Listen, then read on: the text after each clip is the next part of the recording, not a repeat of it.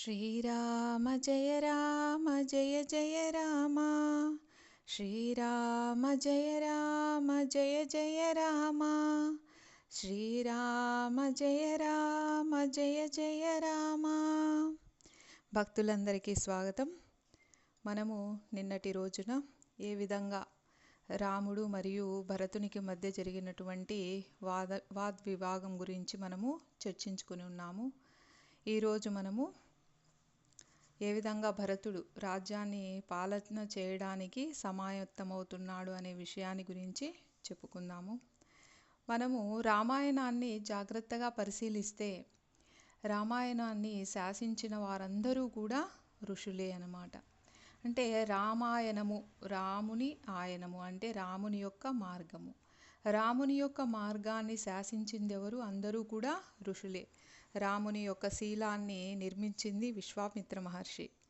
మనము ముందు జరిగినటువంటి తరగతుల్లో చెప్పుకొని ఉన్నాం. రాముడు జన్మించడానికి కారణం అంటే ఆయనకు ఏ విధంగా యాగం చేయాలి అని సూచించినటువంటి వారు ఋషులే. వశిష్ఠుడు, ఋష్యశృంగ మహర్షి. అంతేకాకుండా రాముడి వివాహాన్ని గురించి నిశ్చయించినటువంటి వారు ఋషే. ఆయన విశ్వామిత్రుడు. మరి అరణ్యవాసానికి వచ్చిన తరువాత రాముడు ఎక్కడ ఉండాలి అని నిర్ణయం చేసింది కూడా ఒక మహర్షే. ఆయన భరద్వాజ మహర్షి. చిత్రకూట పర్వతం మీద నివసించమని ఆయన సలహా ఇవ్వడం జరుగుతుంది. అలాగే భరతుని యొక్క శీలాన్ని అంటే ఆయన మనసులో ఉన్నటువంటి విషయాలని పసిగట్టి వాటిని ప్రజలందరికీ తెలిసేలా చేసినటువంటి వారు భరద్వాజ మహర్షి. ఈ విధంగా మనము గమనించినప్పుడు రాముడు ఎప్పుడూ కూడా మహాత్ముల యొక్క సాంగత్యంలోనే ఉంటూ ఉన్నాడు. అదేవిధంగా మనం కూడా ఎప్పుడూ మహాత్ముల యొక్క సాంగత్యంలో ఉండటం వలన మనకు అభివృద్ధి అనేది ఉంటుంది. కాబట్టి మనము అలాగని మిగతా వారితో ఉండకూడదా, కేవలం మహాత్ముల సాంగత్యంలోనే ఉండాలా అంటే అది కుదిరే పని కాదనమాట. ఎందుకంటే సమాజంలో అందరూ ఉంటారు, అన్ని రకాల మనస్తత్వాలు కలిగిన వాళ్ళు ఉంటారు. వాళ్ళందరితో కూడా మనము కలిసి తిరగాల్సి ఉంటుంది. అయితే ఎవరితో ఉన్నా కూడా మనలో ఉన్నటువంటి మంచి ఆలోచనలను మనము అవి మారిపోకుండా వాటిని అలాగే నిలబెట్టుకొని లోకానికి ఉపకారం చేసేటువంటి గుణాలను మాత్రం మనము ఎప్పుడూ కూడా విడవకుండా వాటిని మనసులోనే ఉంచుకోవాలి. మనసులో మాత్రం మనం ఎప్పుడూ కూడా మహాత్ముల యొక్క వాక్యాలను మననం చేస్తూ ఉండాలి. మరి ఆ విధంగా చేస్తే ఏమవుతుంది? మనకు సద్గతులు అనేవి కలుగుతాయి. అంతేకాకుండా మనం ఎంతో ఈ భూమి మీదే కాదు పరలోకంలో కూడా ఎంతో మంచి ఉన్నత స్థాయిని చేరుకోగలుగుతాం. గురువు ఉన్నారనుకోండి, ఒక శిష్యునికి చెప్తారు. మరి అందరూ శిష్యులు గురువు చెప్పినట్టే వింటున్నారా అంటే అది నమ్మకం లేని విషయం. అంతమంది శిష్యుల్లో కొంతమంది వింటారు, కొంతమంది వినలేరు. అది వాళ్ళ యొక్క అర్హతను బట్టి ఉంటుంది. కొందరికి ఇంకా అంత స్థాయి వచ్చిండదనమాట. గురువు ఒకసారి చెప్తారు, ఇది తప్పు నాయనా చేయొద్దు అని. 2 సార్లు చెప్తారు, 3 సార్లు, 4 సార్లు, 5 సార్లు చెప్తారు. అయినా వినలేదనుకోండి, ఇంకా వాళ్ళ కర్మకు వాళ్ళను వదిలేస్తారు. అటువంటి వారికి ఎప్పుడైనా కూడా ఆపదే కలుగుతుంది. ఉదాహరణకు మనము దీన్ని బాగా అర్థం చేసుకోవడానికి ఒక కథ గురించి చర్చిద్దాం. ఒకసారి ఒక గొప్ప గురువు గారు ఉన్నారు. ఆయన దగ్గర చాలామంది శిష్యులు ఉన్నారు. వాళ్ళల్లో ఒక మంచి శిష్యుడు ఉన్నారనమాట. ఎప్పుడూ కూడా గురువు యొక్క ఆజ్ఞలను పాలిస్తూ ఉండేటువంటి శిష్యుడు ఉన్నాడు. ఆయన ఎంత గొప్ప శిష్యుడు అంటే ఎప్పుడూ కూడా భగవంతుని పాదాలు, గురువు పాదాలు తప్ప ఇంకా వేరే లోకమే ఆయనకు లేదనమాట. ఆ విధంగా ఉన్నప్పుడు ఆయన యొక్క గురుభక్తికి మెచ్చి సాక్షాత్తు రాధారాణి ఒకరోజు ప్రత్యక్షమవుతారనమాట. ప్రత్యక్షమయ్యి ఆమె అతని యొక్క గురుభక్తిని పరీక్షించడం కోసమని ఇలా చెప్తుందనమాట. నాయనా, నువ్వు చాలా గొప్ప శిష్యుడివి. నేను అంతేకాకుండా నువ్వు చాలా గొప్ప భక్తునివి కూడా. నీ భక్తికి మెచ్చి నేను ఈ తాంబూలం తీసుకొని వచ్చాను, ఇదిగో నువ్వు స్వీకరించు అని ఒక తాంబూలం ఇస్తుంది. కానీ ఇప్పుడు గురువు దగ్గర ఉన్నటువంటి శిష్యుడు బ్రహ్మచర్య ఆశ్రమంలో ఉన్నాడు. మరి బ్రహ్మచారిగా ఉన్నప్పుడు తాంబూలం వేసుకోకూడదు. ఆ విషయం అతనికి తెలుసు. కానీ సాక్షాత్తు రాధారాణే వచ్చి ఇచ్చినప్పుడు, అందరికీ తల్లి అయినటువంటి ఆ రాధారాణి వచ్చి ఇచ్చినప్పుడు ఆయన కాదనలేకపోతాడనమాట. ఆయన ఆ తాంబూలాన్ని వేసుకుంటాడు. వేసుకున్న తర్వాత మరుసటి రోజు మళ్ళీ గురువు దగ్గరికి వెళ్తాడు. వెళ్ళిన తర్వాత ఆయన మాట్లాడుతూ ఉంటే గురువుకు అప్పుడే కొంచెం సందేహం కలుగుతుంది. ఏం నాయనా, నువ్వు తాంబూలం వేసుకున్నావా? అవును గురువుగారు, నేను వేసుకున్నాను. ఎందుకు వేసుకున్నావు? నువ్వు బ్రహ్మచారివి, అలా చేయకూడదు కదా. గురువుగారు సాక్షాత్తు రాధారాణే వచ్చారు, నాకు ఇచ్చారు, నేను వేసుకున్నాను అని చెప్తాడు. అయితే ఆయన చెప్తారు, నాయన, ఎవరైనా సరే సాక్షాత్తు భగవంతుడే వచ్చి చెప్పినా మన ధర్మాన్ని మనం వదిలిపెట్టకూడదు, నువ్వు ఆ విధంగా చేయకూడదు అని చెప్తారు. సరే గురువుగారు అని చెప్తారు. మళ్ళీ మరుసటి రోజు మళ్ళీ అదేవిధంగా రాధారాణి ప్రత్యక్షమవుతారు. మళ్ళీ తాంబూలం ఇస్తారు. ఆ శిష్యుడు ఆ గురువుగారు వద్దన్నారు కదా అని మనసులో అనుకుంటాడు, కానీ కాదనలేకపోతాడు. మళ్ళీ తింటాడు. మళ్ళీ గురువుగారు మళ్ళీ చూసి, అలా చేయొద్దని చెప్పాను కదా, నువ్వెందుకు చేశావు అంటే, లేదు గురువుగారు, ఇంక నుంచి చెయ్యను అని చెప్తారు. మళ్ళీ 3వ రోజు అలాగే జరుగుతుంది. మళ్ళీ గురువుగారు చెప్తారు. ఇలా 4-5 సార్లు జరిగినప్పుడు ఇంకా గురువుకి అర్థమైపోతుంది, ఓహో ఇతను నేను చెప్పింది వినలేడు, ఇంకా నా ఆజ్ఞలను ఇతను శిరసావహించలేకపోతున్నాడు, సరే ఇతని కర్మను బట్టి ఇతనికి జరుగుతుంది అని వదిలేస్తాడు. ఎప్పుడైతే ఇంకా గురువు చూడండి, బయటికి ఏమీ చెప్పలేదు, నువ్వు నా ఆశ్రమం నుంచి వెళ్ళిపో అలా అని ఏం చెప్పలేదు. కానీ మానసికంగా గురువు ఒకవేళ శిష్యుణ్ణి వదిలేస్తే ఇంకా అతనికి ఎవ్వరూ కూడా తనని కాపాడలేరన్నమాట. ఇప్పుడు ఆ శిష్యుడు ఒకసారి ఆ కుటీరంలో కూర్చొని తపస్సు చేసుకుంటూ ఉన్నాడు. చేసుకుంటూ ఉంటే అక్కడికి కొంతమంది దొంగలు దొంగతనం చేసి దాక్కోవడానికి వచ్చి వాళ్ళ దగ్గర ఉన్నటువంటి డబ్బు మూటలన్నీ కూడా అక్కడ ఉన్నటువంటి ఆ కుటీరంలో పెట్టేసి వెళ్ళిపోతారు, మళ్ళీ వచ్చి తీసుకోవచ్చునని. అయితే ఆ దొంగతనం జరిగినటువంటి వాళ్ళు అక్కడికి సైనికుల్ని పంపిస్తారనమాట. వాళ్ళు వెతుక్కుంటూ వచ్చి ఆ కుటీరంలో డబ్బు మూటలు ఉండడం చూస్తారు. చూసి ఇంకా వాళ్ళు ఒక్క మాట కూడా అన్నారనమాట. అనకుండా అక్కడికి వచ్చినటువంటి వాళ్ళు, ఇతను ఇంత పెద్ద దొంగ, మళ్ళీ సన్యాసి బ్రహ్మచారిలాగా ఆశ్రమంలో ఉన్నాడు, ఇతను సమాజానికి చాలా చెడు చేస్తాడు అని తీసుకొని వెళ్ళి రాజుగారి దగ్గర నిలబెడతారు. రాజుగారు ఒక్కసారిగా తన ఖడ్గాన్ని తీసి అతని శిరస్సును ఖండిస్తాడనమాట. ఆ ఖండించినటువంటి శిరస్సు ఏమవుతుందంటే అక్కడే ఉండేటువంటి నదిలో పడిపోతుంది. నదిలో పడిపోతే ఇంకా అది అట్లే నదిలో ఉంటుంది.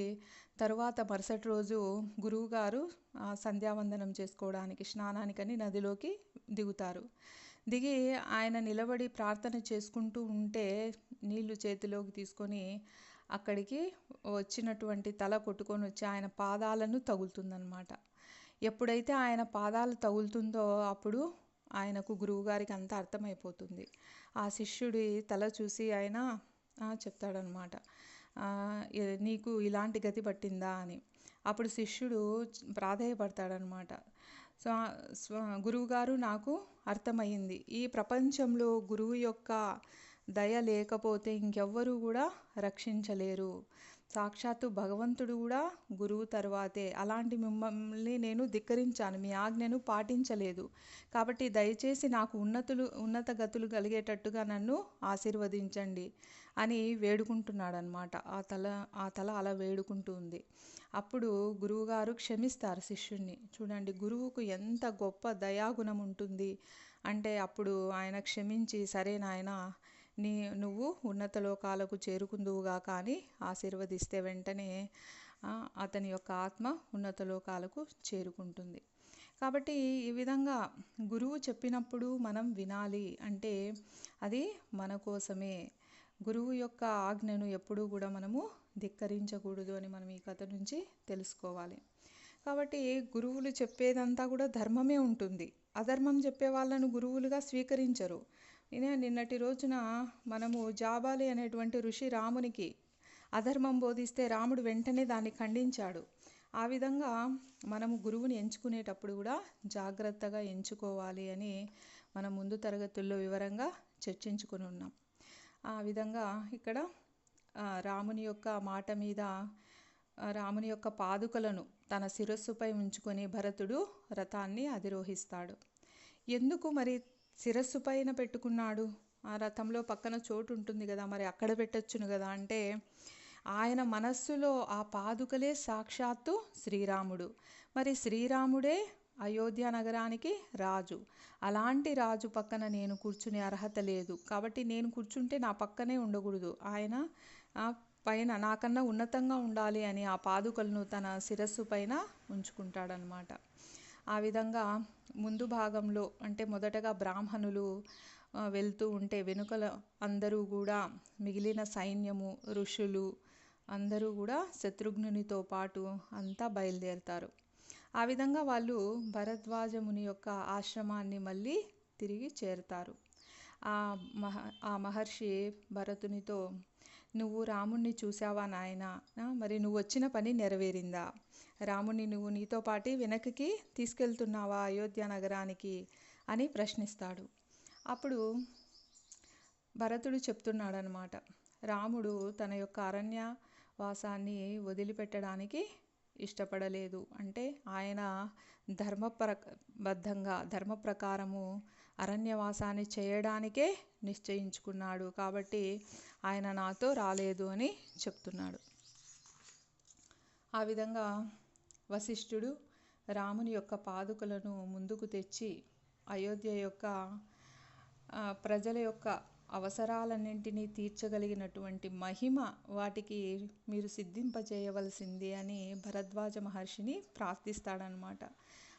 ముందుగా ఆయన రాముడి పాదాలను స్పర్శింపజేసి ఆ పాదుకలను తీసుకొచ్చాడు కదా, ఇంకా వాటికి గొప్ప మహిమను చేకూర్చడం కోసం భరద్వాజ ముని యొక్క ఆశీర్వాదాలను కూడా ఇవ్వమని ప్రార్థించాడు. అప్పుడు భరద్వాజుడు శాస్త్రోక్తంగా ఆయన మంత్రాలు పఠించి ఆ తర్వాత ఆ పాదుకలను భరతునికి అప్పగిస్తారు. ఇక ఎలాగైతే వాళ్ళందరూ వచ్చారో ఆ విధంగానే అదే మార్గంలో తిరిగి వెళ్తూ ఉన్నారన్నమాట ప్రజలందరూ. తర్వాత సైన్యము, గుర్రములు, ఏనుగులు అందరూ కూడా వెనుదిరిగి బయలుదేరుతూ అయోధ్య నగరానికి చేరుకున్నారు. అయితే అయోధ్య నగర పరిసర ప్రాంతానికి చేరుకునేటప్పటికీ నగరం అంతా కూడా ఎలా ఉంది? నిర్మానుష్యంగా ఉంది. అప్పుడు ఏమంటున్నాడు భరతుడు సుమంత్రునితో, ఇది ప్రాణం లేని ఒక దేహంలాగా ఉంది, జీవకళ అనేది లేనే లేదు ఇప్పుడు ఈ నగరానికి. ప్రాణం ఎవరు? రాముడే లేదు, ఇంకా ఇలాంటి దేహానికి ఏమి కళ ఉంటుంది అని ఆయన బాధపడుతున్నాడు అనమాట. అంతేకాకుండా ఎప్పుడైనా చూడండి, మనము చిన్నప్పుడు మనకు గుర్తుంటే స్కూల్ నుంచి ఇంటికి వెళ్ళగానే మనకు అమ్మ కనిపించింది అనుకోండి, ఆ సంతోషమే వేరనమాట. అలా లేకుండా ఎప్పుడన్నా అమ్మ వాళ్ళు ఊరికి వెళ్ళారనుకోండి, ఇంటికి వస్తూనే ఇంట్లో ఎవ్వరూ కనిపించలేదనుకోండి, మనకు ఎంతో వెలితిగా ఏడుపు వచ్చేస్తుంది అనమాట. అలాగే ఇక్కడ కూడా దశరథుని యొక్క అంతఃపురంలోకి భరతుడు వెళ్తాడు. అయితే అక్కడంతా కూడా నిర్జనంగా కనిపిస్తుంది. ఆయన లేని వెలితి కనిపిస్తుంది. అక్కడ దశరథ మహారాజు ఎప్పుడు ఒక చోట కూర్చుని ఉంటారు కదా ఆ సింహాసనం మీద, అది ఖాళీగా కనిపిస్తే ఇంకా భరించలేకపోతాడు రాముడు. ఆయన వెంటనే బయటికి వచ్చేసి ప్రజలందరికీ చెప్తున్నాడనమాట, నేను ఇక నుండి అయోధ్య నగరానికి దగ్గరలో ఉన్నటువంటి నంది గ్రామానికి వెళ్ళిపోతాను, అక్కడే ఒక తపస్విగా జీవిస్తాను అని ఆయన చెప్తున్నాడనమాట. సరే, ఇంకా మంత్రులందరూ కూడా ఆయన నిర్ణయాన్ని ప్రశంసిస్తారు. అప్పుడు ఇంకా భరతుడు తన రథాన్ని చెప్పించి శత్రుఘ్నునితో పాటు బయలుదేరుతాడు. ప్రజలందరూ కూడా ఎంత గొప్ప తమ్ముడు, రామునికి ఉన్నటువంటి తమ్ముళ్ళు ఎంత గొప్ప వాళ్ళు అని వాళ్ళందరూ ఆ రథం వెంట వెళ్ళి ఆయనకు వీడ్కోలు చెప్తారనమాట. ఆ విధంగా భరతుడు వెళ్ళి నంది గ్రామాల్లో అక్కడ నివసించడం మొదలు పెడతారు. భరతుడు తిరిగి వస్తూనే రాముని పాదుకలను రాజసింహాసనం మీద ప్రతిష్ఠించమని అక్కడ ఉన్నటువంటి మంత్రులకు ఆజ్ఞాపిస్తాడనమాట.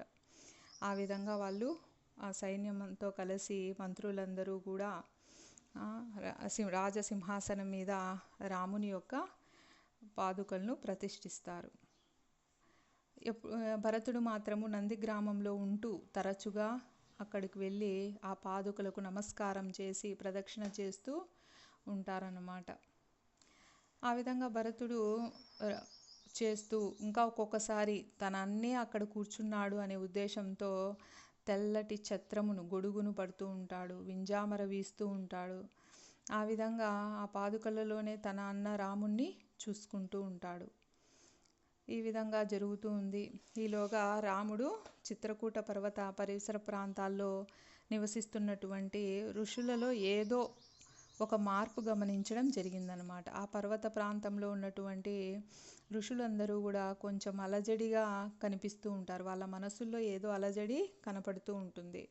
ఆయన ఏమనుకుంటాడు, ఆయన ఎప్పుడు ఇతరులకు కష్టాన్ని కలిగించడు కాబట్టి ఆయన ఏమనుకుంటున్నాడు, నా వల్ల ఏదైనా పొరపాటు జరుగుతూ ఉందేమో, అందువల్ల వీళ్ళు ఇబ్బందిగా ఆ విధంగా భావిస్తున్నారేమో, నాకు చెప్పడానికి కూడా వాళ్ళు వెనకాడుతున్నారేమో అని అనుకుంటాడనమాట.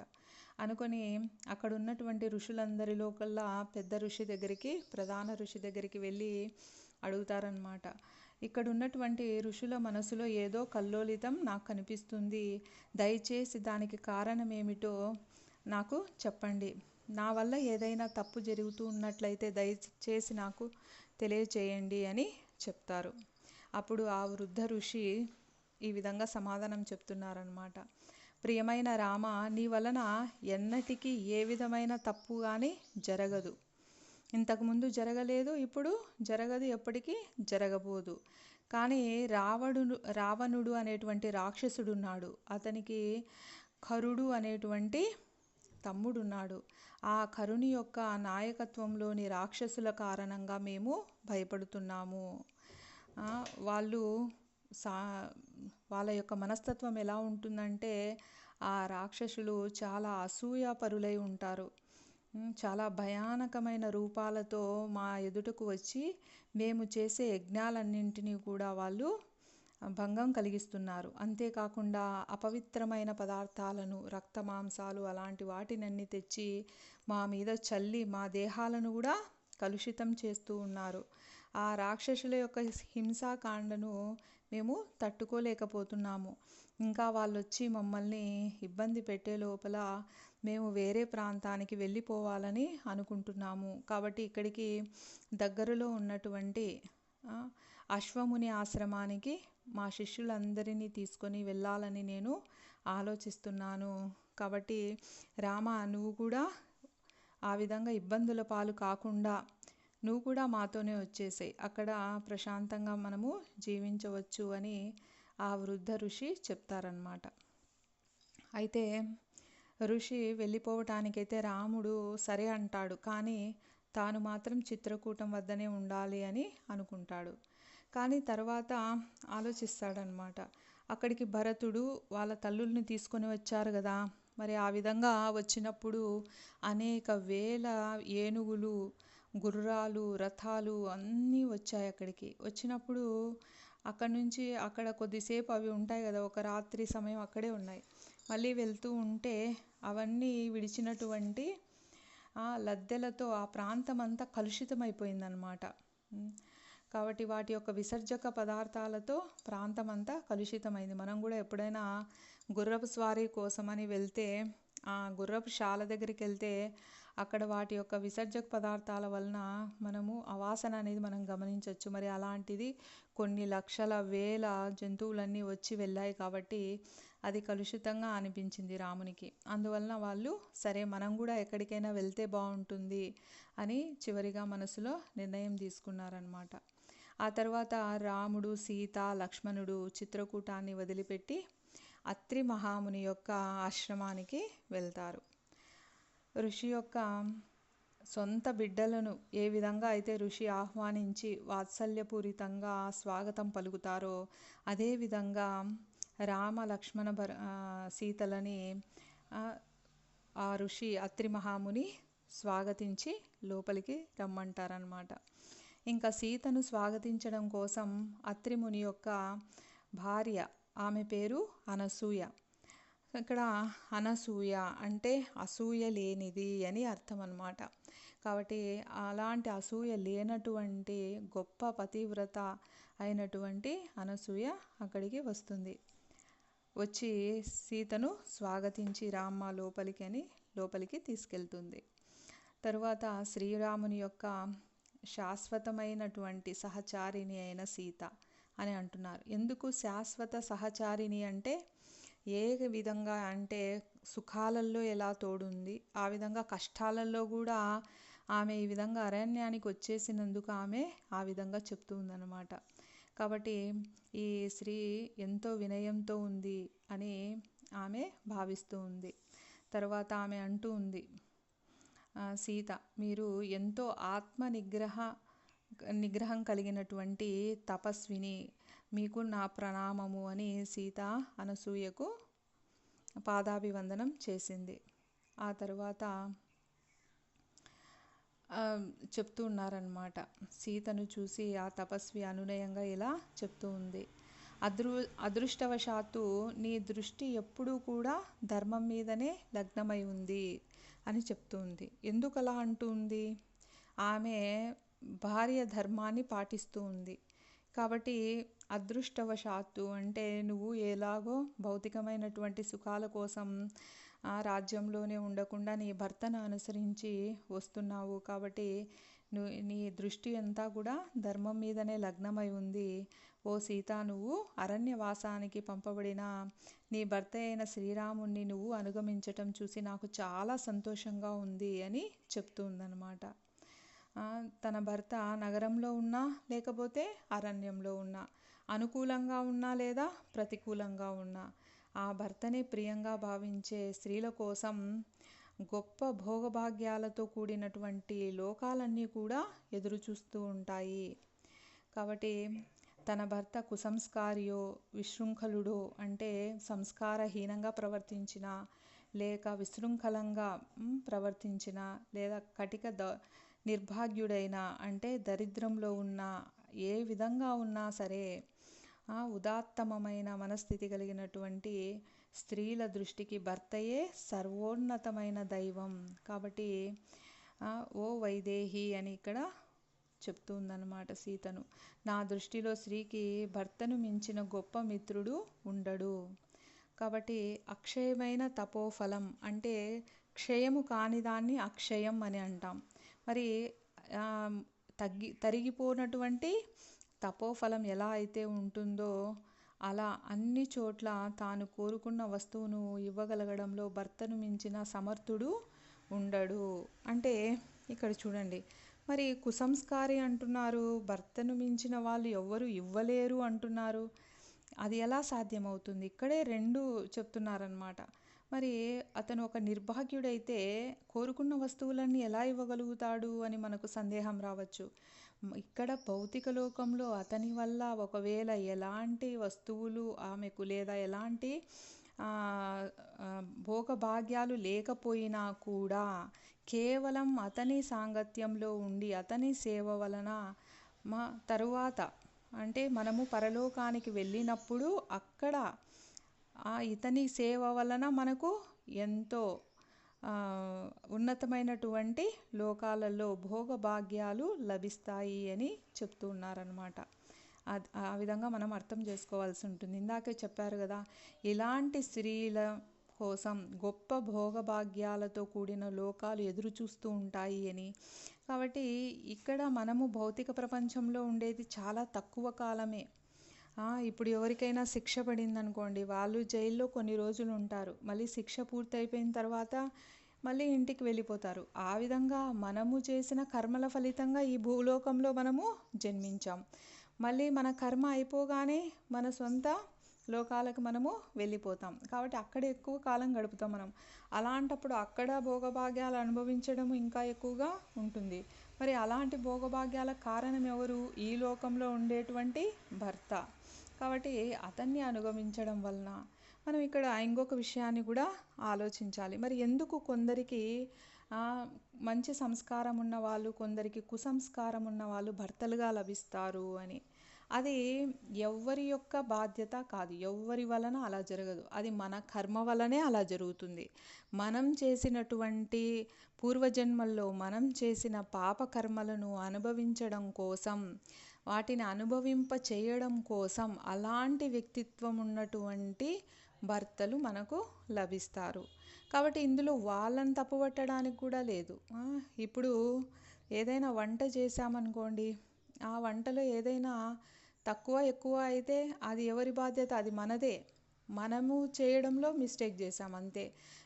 ఆ గిన్నెను కానీ, ఆ స్టవ్ను కానీ, లేకపోతే అక్కడున్న వంట పదార్థాలను తప్పు పట్టడంలో ఎలాంటి ఉపయోగము ఉండదు. కాబట్టి మనం చేసుకున్న కర్మ వలన వాళ్ళు అలా లభించినప్పుడు మన కర్మను మనం అనుభవించి ఆ కర్మను మనం పోగొట్టుకోవడానికి ప్రయత్నం చేయాలి. ఆ విధంగా చేసినప్పుడు మనము పరలోకానికి వెళ్ళినప్పుడు, లేదా ఈ లోకం నుంచి ఉన్నత లోకాలకు వెళ్ళినప్పుడు గొప్ప భోగభాగ్యాలను అనుభవించగలుగుతాము అని ఇక్కడ అనసూయ చెప్తుందన్నమాట. కానీ ఎవరైతే మరి వాళ్ళ కర్మలను అనుభవించకుండా ఇంకా ఎక్కువ అంటే ఈ భౌతిక లోకమే శాశ్వతమైంది అని భావించి వాంఛలతో అంటే కోరికలతో భర్త మీద అధికారం చెలాయిస్తూ పాపపుణ్యాల విచక్షణ లేకుండా యథేచ్ఛగా విహారం చేసేటువంటి శీలం కలిగినటువంటి స్త్రీలు మాత్రము ఆ విధంగా వ్యవహరించలేరు. కాబట్టి ఓ మైథిలి, చూడండి, సీతను మైథిలి అని పిలుస్తున్నారు. నిజానికి ఆ తరగతికి చెందినటువంటి స్త్రీలు కామోపహతులై సద్గుణ సౌశల్యం నుండి పతితులై, అంటే వాళ్ళు మంచి ప్రవర్తన నుంచి తప్పిపోయి అపకీర్తిని అనుభవిస్తారు. ఇప్పుడు కైకేయి రాజ్య భోగాల కోసమని దశరథుడు బాధపడినా పర్వాలేదు అని వరాలు కోరుకునింది. కాబట్టి ఆమెకు కీర్తి వచ్చిందా, అపకీర్తి వచ్చిందా? అపకీర్తే వచ్చింది. కాబట్టి ఆ విధంగా మనము చేయకూడదు. కాబట్టి ప్రపంచంలో మంచి చెడుల గురించిన విచక్షణ కలిగినటువంటి నీ వంటి స్త్రీలు పుణ్యకార్యములు ఆచరించిన వారి వలనే స్వర్గాన్ని పొందుతారు అని అనసూయ చెప్తూ ఉంది. మరి ఎంతసేపు భార్య భర్తను భరించాలి అని కాదు, ఇక్కడ భర్తకు కూడా ఏ విధంగా ఉండాలి, అలా ఉండకపోతే ఏం జరుగుతుంది అనే విషయాన్ని కూడా మనము చర్చించుకోవచ్చు. మీకు ఉదాహరణకు ఒక కథ చెప్తాను. ఒక ఊరిలో ఒక గొప్ప పండితుడు ఉంటాడనమాట. ఆయన చాలా శాస్త్రాలు చదివి ఉంటాడు. మరి ఆ శాస్త్రాలు చదవడం వల్ల ఎవరికైనా ఫ్యూచర్లో భవిష్యత్తులో ఏం జరుగుతుందనే విషయాన్ని కూడా ఆయన చెప్పగలుగుతూ ఉంటాడు. ఒకసారి ఏమవుతుందంటే ఒకతను చాలా బాధల్లో ఉండి ఆ పండితుని దగ్గరికి వస్తాడనమాట. వచ్చి కూర్చొని చెప్తూ ఉంటాడు, స్వామి, నాకు అసలు జీవితం మీద విరక్తి పుట్టింది. నాకు డబ్బులు ఉన్నప్పుడు అందరూ నాకు బంధువులు దగ్గరగా ఉన్నారు. ఇప్పుడు డబ్బు లేదు, ఎవరు నన్ను లక్ష్య పెట్టడం లేదు. అసలు నా పరిస్థితి చాలా ఘోరంగా ఉంది. నాకు ఎప్పుడు ఈ పరిస్థితి మారుతుంది, నేను ఎప్పుడు సంతోషంగా ఉంటాను అని ఇలా అడుగుతున్నాడనమాట. అయితే అప్పుడు అక్కడ వాళ్ళ భార్య ఉంటుందన్నమాట. ఆమె అవసరం ఉన్నా లేకున్నా కూడా అతనిపైన చికాకు పడుతూ ఉంటుంది. ఎవరిపైన? ఆ పండితుని పైన ఈ సూటిపోటి మాటలతో తిడుతూ ఉంటుందన్నమాట. ఏమో మనం మామూలుగా ఎవరైనా ఉంటే అంటే కొంతమంది గయ్యాలి అని అంటూ ఉంటారు. ఆ విధంగా ఆమె ఏమన్నా కూడా ఈ పండితుడు మాత్రం నోరు తెరిచి ఏమీ మాట్లాడనమాట. అలా ఉంటే ఈయన మాత్రం ఏం పట్టించుకోకుండా ఆయన జాతకాన్ని చూసి, నాయన, నువ్వు చేసిన కర్మ వలన కొంతకాలం నీకు ఇబ్బంది ఉంది, ఇంకా కొన్ని రోజుల్లో నీ కర్మ తీరిపోతుంది, మళ్ళీ నువ్వు నీ మొదటి స్థాయిని చేరుకుంటావు, అందరూ నిన్ను బాగా చూసుకుంటారు, నువ్వు సంతోషంగా ఉంటావు, ఏం భయం లేదు అని చెప్తాడు. అయితే ఆయన వెళ్తూ ఆ పండితుడిని అడుగుతారనమాట, స్వామి, నన్ను క్షమించండి, మిమ్మల్ని ఒక్క ప్రశ్న వేస్తాను, దయచేసి నాకు సమాధానం చెప్పండి అని అడుగుతారనమాట. అడిగితే ఏంటి చెప్పు అని చెప్తారు. అంటే మరి మీ భార్య గారు ఎందుకని మిమ్మల్ని ఆ విధంగా సూటిపోటి మాటలతో అలా మిమ్మల్ని గుచ్చుతున్నారు, మీ మనసు గాయం చేస్తున్నారు, మీరు చాలా మంచిగా ఉన్నారు, అసలు మీకు ఎలాంటి వ్యసనాలు లేవు, మరి ఎందుకని అలా మాట్లాడుతున్నారు అని అడుగుతారనమాట. అడిగితే మీరు ఎందుకు భరిస్తున్నారు, కనీసం మీరు తిరిగి ఒక్క మాట కూడా అనడం లేదు ఎందుకని, ఏ నోరు ముయ్యి అలా మాట్లాడొద్దు, ఎందుకు అరుస్తున్నావు, అట్లా అసలు ఏమీ కానీ మాట్లాడడం లేదు, ఎందుకని మీకు అలాంటి సహనం ఎందుకు వచ్చింది అని అడుగుతారు. అప్పుడు ఆయన చెప్తారనమాట, నాయన నా పాండిత్యం వలన నా పూర్వజన్మ గురించి నాకు అర్థమైంది. పూర్వము జన్మలో నేను ఒక కాకిగా ఉన్నానన్నమాట. నా భార్య ఒక గేదెగా ఉన్నింది. ఆ గేదె ఏం చేసింది, మామూలుగా వాటికి ఏవైనా దెబ్బలు తగిలాయనుకోండి, ఇంకా అది పుండైపోతుంది. ఆ పుండులో పురుగులు ఉంటాయి. అప్పుడు ఈ కాకి అంటే నేను వెళ్ళి ఆ పురుగులు తినేదాన్ని, పొడిచి పొడిచి పొడిచి వాలి. మనం చూస్తూ ఉంటాం ఎనుముల పైన కాకులు కొంగలు కూర్చొని ఆ పురుగులను తింటూ ఉంటాయన్నమాట, వాటికి ఉండే వాటిని. అలా పొడుస్తూ తింటూ ఉన్నాను. అది బాధ తట్టుకోలేక అటు ఇటు పరిగెడుతూ ఉండేది.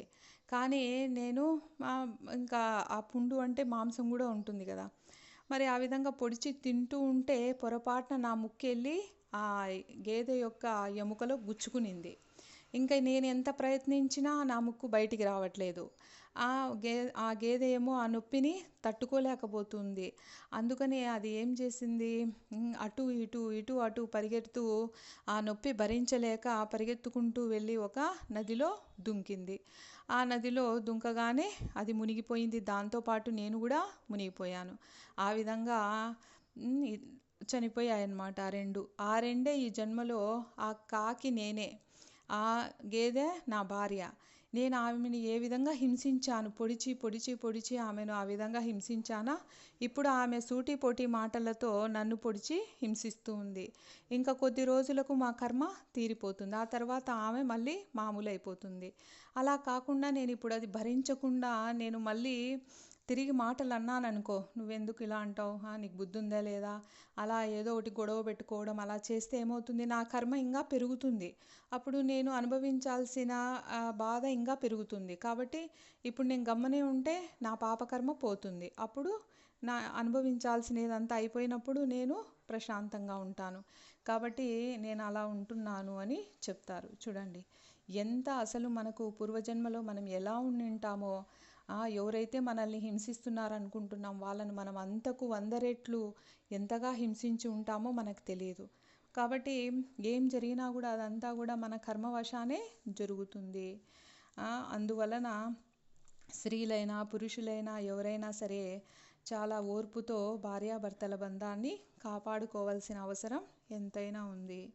కాబట్టి ఈ విధంగా ఆమె చెప్తూ ఉందన్నమాట, నువ్వు నీ భర్తనే ఆరాధ్య దైవంగా భావిస్తూ ఆయనకు సేవ చేస్తూ శ్రద్ధగా ఆయన సహధర్మచారిణిగా వ్యవహరిస్తూ ఉండు. దానివలన నీకు ఎప్పుడూ కూడా పుణ్యము ప్రాప్తిస్తుంది. అంతేకాకుండా యశస్సు అంటే కీర్తి కూడా లభిస్తుంది అని అనసూయ సీతని ఆశీర్వదిస్తారనమాట. ఆ విధంగా అనసూయ యొక్క మాటలకు ఆనందించినటువంటి సీత చాలా వినయంతో ఇలా చెప్తూ ఉందన్నమాట, అమ్మ పవిత్రమూర్తివైన నీవు ఇలా నువ్వు చెప్తూ ఉంటే నాకు ఆశ్చర్యం ఏం లేదు. ఎందుకంటే పవిత్రమైన భార్యకు భర్తయే ఆరాధనీయుడని నాకు కూడా తెలుసు. ఒకవేళ నా భర్త నీచుడు అనుకోండి, ఎట్టి జీవనాధారం లేనివాడు అంటే నన్ను పోషించలేనివాడు అయినప్పటికీ నేను ఏమాత్రము తటపటాయించకుండా ఆ విధంగానే ఉండేదాన్ని. అంటే మనం అనుకోవచ్చు, ఆ రాముడు గొప్పవాడు, దేవుడే సాక్షాత్తు మనిషిగా వచ్చాడు కాబట్టి సీత అలా వ్యవహరించగలిగింది అని. కానీ సీత ఇలా చెప్తూ ఉన్నారు ఇక్కడ, ఒకవేళ నన్ను పోషించలేకపోయినా, అతను చాలా నీచుడైనా కూడా నేను ఆ విధంగానే అతని వెనకే వచ్చి ఉండేదాన్ని. అది నా కర్తవ్యం. అలాంటప్పుడు తన యొక్క స్వార్థ పనుల కోసం భర్తను వదిలేసేటువంటి పరిస్థితి ఉండదు. అంటే నేను అలా ఎప్పుడూ కూడా చేయను. ఇంద్రియాలను నిగ్రహించినవాడు. మరి రాముడు ఎలాంటి వాడు? ఇంద్రియాలను నిగ్రహించినవాడు, తన ప్రేమలో స్థిరంగా ఉన్నవాడు, ధర్మం మీదనే తన మనస్సును నిలిపినవాడు, తల్లిదండ్రులందరినీ కూడా సమానంగా ప్రేమతో చూసేవాడు అయినటువంటి ఇలాంటి భర్త పట్ల మరి నేను ఇంకా ఎంత భక్తి శ్రద్ధలు చూపాలి? అంటే ఒకవేళ నీచుడైన భర్త అయినా నేను వచ్చేదాన్ని, అలాంటిది ఇంత గొప్ప భర్త అయితే ఇంకా నేను ఎంత బాగా ఆయనను అనునయించాలి.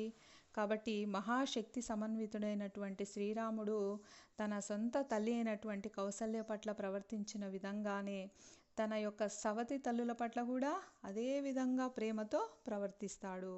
కాబట్టి నేను ఈ అరణ్యానికి వస్తున్నప్పుడు మా అత్తగారు కౌసల్య కూడా నాకు కొన్ని విషయాలు చెప్పారు. అవి నా మనసులో ఇంకా అలానే ఉన్నాయన్నమాట. కాబట్టి ఆ విషయాలన్నీ ఇప్పుడు మీరు చెప్పినటువంటి విషయాల వలన ఇంకా అంటే మళ్ళీ ఒకసారి అవి బాగా గుర్తుకు వస్తున్నాయి. నేను ఎప్పుడూ కూడా వాటిని మర్చిపోను అని చెప్తుందన్నమాట. కాబట్టి పతిసేవ తప్ప మరి ఎట్టి నియమం కానీ భార్యకు లేదు. కాబట్టి భర్తల పట్ల పాతివ్రత్యంతో సుస్థిరమైన వాళ్ళు అంటే భర్తల యొక్క సేవలో ఉన్నటువంటి వాళ్ళు దేవలోకంలో అపూర్వమైనటువంటి గౌరవాన్ని పొందుతారు అని అంటున్నారన్నమాట. మరి సీత మాటలకు ఆనందించినటువంటి అనసూయ, ప్రియమైన సీత, నా తపస్సు వలన నాకు కొంత పుణ్యము లభించింది. దాన్ని ఉపయోగించి నీకొక వరం ఇవ్వాలని నేను అనుకుంటున్నాను అంటుంది. చూడండి, ఆమె తపస్సు వలన వచ్చిన దాన్ని ఆ ఫలాన్ని సీతకి ఇవ్వాలని అనుకుంటుంది. అంటే సీతలో ఉన్నటువంటి వినయం అలాంటిదన్నమాట. కాబట్టి మనం పెద్దవాళ్ళ దగ్గర ఉన్నప్పుడు మనం ఎంతో వినయంతో ప్రవర్తించినప్పుడు వాళ్ళ యొక్క ఆశీర్వాదం ద్వారా వాళ్ళ యొక్క శక్తి కూడా మనకు అందుతుందన్నమాట. కాబట్టి నీకేం కావాలి చెప్పు తల్లి అని అడిగింది. అయితే సీత, ఓ మహాతపస్వి, మీ దగ్గరికి రావడమే నాకు గొప్ప వరం. మీరిచ్చినటువంటి సలహాలను తప్పకుండా నేను పాటిస్తాను. అంతకు మించి నాకేమీ అవసరం లేదు అని చెప్పింది. అయితే అనసూయ అలా అనకు అని చెప్తుందన్నమాట. నీకు నా సంతోషం కోసం నేను కొన్ని వస్తువులను ఇస్తాను అని ఎప్పటికీ కూడా వాడిపోకుండా ఉండేటువంటి ఒక దివ్యమైనటువంటి పుష్ప హారాన్ని ఇస్తుందన్నమాట. పువ్వులతో తయారు చేసినటువంటి ఒక హారం. అది ఎప్పటికీ వాడిపోదు. అది దాని నుండి ఏమొస్తాయి అంటే అక్షయమైన దివ్య వస్త్రాభరణాలు. అంటే ఎన్ని కావాలంటే అంటే క్షయము కానిది అని చెప్పుకున్నాం కదా. అక్షయం అంటే ఎప్పుడు నిరంతరము దివ్యమైనటువంటి మామూలు వస్త్రాలు కాదు, దివ్యమైన వస్త్రాలు, ఆభరణాలు అన్నీ కూడా దాని నుంచి వస్తాయి. అంతేకాకుండా అలంకరణ వస్తువులను అవన్నిటినీ కూడా ఆమె అందించింది. అప్పుడు అనసూయ సీతను రామునితో తన వివాహ వృత్తాంతం చెప్పమని అడుగుతుందన్నమాట. మామూలుగా మనం మాట్లాడుకుంటూ ఉంటాం కదా, ఎవరైనా సరే ఇళ్ళకు వచ్చినప్పుడు ఆ పెళ్ళి ఎలా జరిగింది, ఎవరెవరు వచ్చారు అని అడుగుతూ ఉంటాం కదా. అలాగా అనసూయ రాముని యొక్క వివాహానికి హాజరు కాలేదు కాబట్టి, వెళ్ళలేదు కాబట్టి ఎలా జరిగింది అని కుతూహలంగా అడుగుతుందన్నమాట. అప్పుడు సీత ఇలా చెప్తుంది.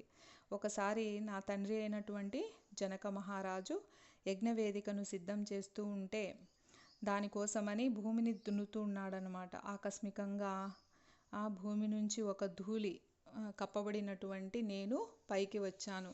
మరి సంతానం లేనటువంటి జనక మహారాజు నన్ను స్వీకరించి పెంచాల్సిందిగా ఒక దివ్యవాణి ఆకాశం నుంచి చెప్తుంది. అప్పుడు జనక మహారాజు నన్ను తన కూతురుగా స్వీకరించారు. ఆ విధంగా నన్ను పెంచి పెద్ద చేశారు. ఎప్పుడైతే నేను యుక్త వయసుకు వచ్చానో అప్పుడు నుంచి ఆయన ఒక ఆలోచనలో పడ్డారనమాట. ఎందుకంటే నేను మామూలుగా పుట్టినటువంటి అమ్మాయిని కాదు, ఒక దివ్యమైనటువంటి అమ్మాయిని. కాబట్టి నాకు తగిన భర్తను కనుక్కోవాలని నా తండ్రి చాలా ఆందోళన చెందేవాడు. అయితే ఎట్టకేలకు స్వయంవరం నిర్వహించాలని ఆయన నిశ్చయించుకున్నాడు. ఆ విధంగా పూర్వీకుడైనటువంటి దేవవ్రతుడికి వరుణుడు ఇచ్చినటువంటి శివధనస్సు అది మా అంతఃపురంలోనే ఉంది. దాని యొక్క నారిని బిగించిన వారికి మాత్రమే నన్ను వివాహం ఆడే అర్హత ఉంటుంది అని ఆయన స్వయంవరంలో చెప్పారన్నమాట. మరి దాన్ని ఆ శివధనుస్సును నిలబెట్టి దాని నారి బిగించడానికి ఎంతోమంది గొప్ప గొప్ప రాజులందరూ వచ్చారు. అయితే ఎవ్వరూ కూడా దానిని నారి బిగించడం సంగతి అటుంచి దానిని అసలు ఎత్తలేకనే పోయారు. అయితే రాముడు విశ్వామిత్రునితో పాటు మిథిలకు వచ్చి ఆ ధనుస్సుకు నారి బిగిస్తూనే అది రెండుగా ముక్కలైపోయింది. కానీ ఎప్పుడైతే అది విరిగిపోయింది. వెంటనే మా తండ్రి రాముడికి చెప్పారు నా కూతురు సీతను వివాహం చేసుకోమని. కానీ ఆయన ఏమని చెప్పారు, నా తండ్రి అయిన దశరథ మహారాజు యొక్క అనుమతి లభించినంత వరకు నేను వివాహం చేసుకోలేను అని చెప్పారు. అందుకోసమని దశరథ మహారాజు వచ్చిన తరువాతనే మా వివాహ మహోత్సవం జరుపబడింది అని చాలా క్లుప్తంగా ఈ విధంగా చెప్పిందనమాట సీత అనసూయకు. ఆ తర్వాత సాయంకాలం అయ్యింది. వాళ్ళందరూ కూడా కొత్తగా ఇచ్చినటువంటి ఆభరణాలను అలంకరించుకుంది సీత. ఆ విధంగా అలంకరించుకొని రాముడికి పరిచర్య చేస్తూ ఉందన్నమాట. ఆ విధంగా అద్భుతంగా అలంకరించుకున్నటువంటి సీతను చూసి రాముడు ఎంతో సంతోషించాడు. ఆ రాత్రి వారు అక్కడే అత్రి ఋషి యొక్క ఆశ్రమంలోనే రామలక్ష్మణ సీతలు అక్కడే నిద్రిస్తారు. మరునాటి ఉదయం రాముడు దండకారణ్యానికి వెళ్ళే మార్గం గురించి ఋషిని అడుగుతారనమాట. మేము ఎలా వెళ్ళాలి, ఇంకా ముందుకు ఎలా వెళ్ళాలి, ఎక్కడ ఉంటే మాకు నివాసయోగ్యంగా ఉంటుంది అని ఆయన అడుగుతారు. అప్పుడు ఋషి అత్రి మహాముని చెప్తున్నారనమాట, ఈ అరణ్యం నిండా భయంకరమైనటువంటి హానికరమైన రాక్షసులు ఉన్నారు. వాళ్ళు ఎలాంటి వాళ్ళంటే, ఎవరైనా ఏదైనా తిన్న తర్వాత లేదా తాగిన తర్వాత నోరు పుక్కిలించుకోకుండా ఉంటారో, లేదా ఇంకా ఏదైనా ధర్మసూత్రాన్ని పాటించడంలో అశ్రద్ధ చేస్తారో అలాంటి వారిని తినేస్తాయి ఆ రాక్షసులు. చూడండి ఎంత విచిత్రమైన, మనకైతే ఈ కలియుగంలో చాలా విచిత్రంగా అనిపిస్తుంది ఇది. మరి అంత సూక్ష్మమైన ధర్మాన్ని ఎవరు పాటిస్తారు? కొంతమంది అయితే ఏదైనా పంటి సమస్యలు ఉంటే నోరు పుక్కిలిస్తారేమో, చాలా వరకు ఆ పని చేయరన్నమాట. కాబట్టి అది చూడండి, ఆ చిన్న పని చేయకపోయినా కూడా ఇక్కడ రాక్షసులు స్వాహా చేసేస్తారు. కాబట్టి ఆ రాక్షసులకు మహదానందంగా ఉంటుంది ఆ విధంగా వాళ్ళని తింటే అని హెచ్చరిస్తున్నాడనమాట. కాబట్టి మీరు చాలా జాగ్రత్తగా వెళ్ళవలసింది అని చెప్తారు. ఆ తర్వాత రాముడు ఋషి వద్ద సెలవు తీసుకొని, మరి ఏ విధంగా అయితే మబ్బుల్లోకి చంద్రుడు వెళ్ళిపోతే మనకు ఎలా కనిపిస్తుందో అలాగా సీతా లక్ష్మణులతో కలిసి రాముడు దట్టమైన అరణ్యంలోకి ప్రవేశిస్తాడు అనే చోట మనము ఆపేద్దాము. రేపటి రోజున మిగతా విషయాన్ని తెలుసుకుందాము. హరే కృష్ణ.